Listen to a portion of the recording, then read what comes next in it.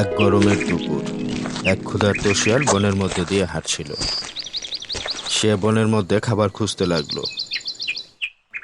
খুঁজতে খুঁজতে হঠাৎ সে এক আঙ্গুর বাগানে এসে পড়ল। সে দেখতে পেল গাছের ডাল থেকে ঝুলছে পাকা টসটসে আঙ্গুরের বড় বড় থোকা।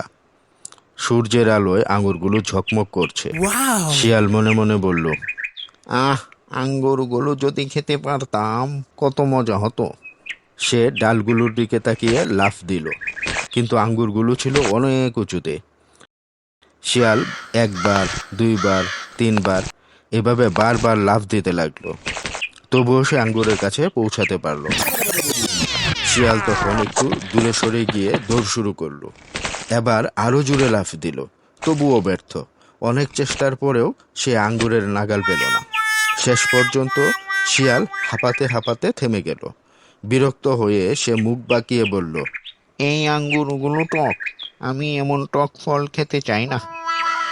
এ কথা বলে সে গর্বের সাথে বন ছেড়ে চলে গেল।